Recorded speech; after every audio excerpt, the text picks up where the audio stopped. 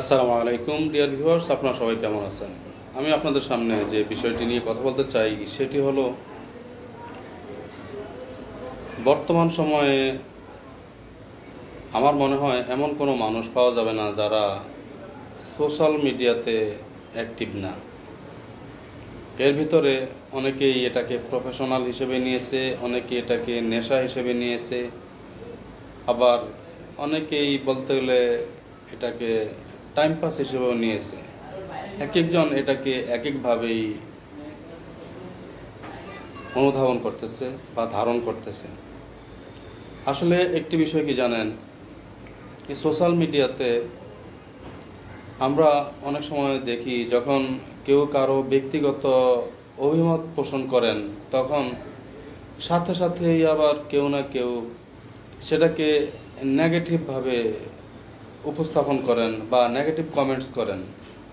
আবার অনেকেই দেখা যায় এই নেগেটিভ কমেন্টসগুলো হয়তো বা উনি সহ্য করতে না পেরে ওনার কমেন্টস বক্সটি উনি অফ করে রাখেন নির্দিষ্ট কিছু লোকের জন্য। আসলে আমি যেই জিনিসটি মনে করি, আসলে ভাই, সবার সব কিছু যে সবার পছন্দ হবে আসলে ঠিক তা না। এক এক ধরনের ধ্যান ধারণা, মন মানসিকতা, কথা বলার ধরন, চলাফেরার ধরন, উপস্থাপনা বা বুদ্ধিবৃত্তিক এক একজনের হিসাব নিকাশ এক এক রকম। এগুলো আসলে কারো সাথে কারো মিল হবে না। আপনি বাইরে যাওয়া দরকার নাই, মনে করেন আপনার পাঁচ ভাই, আপনাদের পাঁচ ভাই কারো সাথে কারো হিসাব নিকাশ মিলবে না। আপনার বাবার হিসাব নিকাশ আপনার সাথে মিলবে না, আপনার হিসাব নিকাশ আপনার বাবার কাছে ভালো লাগবে না। আসলে এটাই স্বাভাবিক। সুতরাং আমি যেই কথাটি বলতে চাই সেটি হলো, কেউ যখন কোনো ব্যাপারে নিজের অভিপ্রায় ব্যক্ত করবে বা নিজের মনের ভাবটা প্রকাশ করবে, তখন আপনার কাছে যদি ভালো না লাগে আপনি এগুলো এড়িয়ে চলুন। শুধু শুধু কে কি বলল সেটার উপরে আপনি নেগেটিভ চিন্তাভাবনা উপস্থাপন করলেন, এতে হয় কি, এতে আপনার নিজের ব্যক্তিত্বটি আসলে নষ্ট হয়ে যায়। আপনি কেমন ফ্যামিলির মানুষ, আপনি কেমন সোসাইটির মানুষ, বা আপনার ব্যক্তিত্বটা কি, সেটা কিন্তু আসলে প্রকাশ পেয়ে যায়। আপনার বাবা মা আপনার পিছনে যে শ্রম দিয়ে আপনাকে এতটুকু বড় করে তুলতে পেরেছে, সেখানে যদি আপনার ব্যক্তিত্বের ঘাটতির কারণে আপনার বাবা মার উপর একটা বদনাম রটে যায়, এটা আসলে কারো জন্যই শোভনীয় নয়। আপনি যদি বাহিরের জগতে অন্যদের সাথে আপনার ভালো ব্যবহারটি উপস্থাপন করতে পারেন, তাহলে এটার জন্য সুনাম আপনার বাবা মায়ের কাছে আসবে। আবার যদি খারাপ করেন, সেটার জন্য বদনাম আপনার বাবা মায়ের কাছে আসবে। সুতরাং আসলে আমি যেই কথাটি বলবো সেটি হলো, সকলের সব কিছুই সকলের কাছে ভালো লাগবে ঠিক তা না।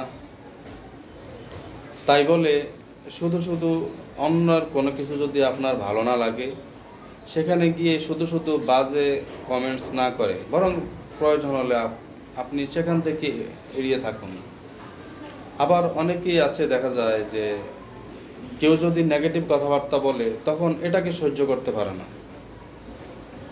আপনি যদি সামাজিক কাজকর্ম করতে যান, তাহলে এক একজন এক এক ধরনের কথাবার্তা বলবেই।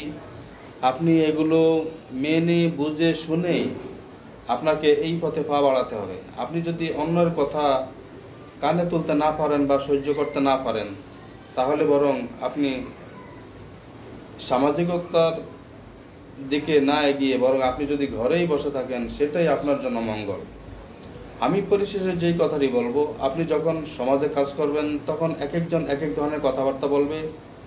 এই ধরনের কথাবার্তার দিকে কান দিয়ে যদি আপনি হতাশ হয়ে যান, তাহলে আপনি আসলে সামনের দিকে এগিয়ে যেতে পারবেন না।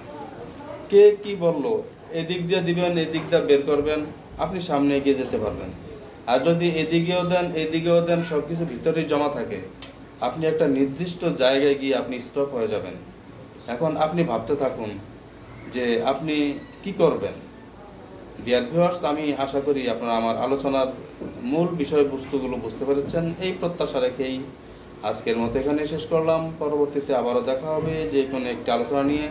সেই পর্যন্ত আল্লাহ রাব্বুল আলামিন আমাদের সবাইকে সুস্বাস্থ্য এবং নেক হায়াত দান করুক। আমিন।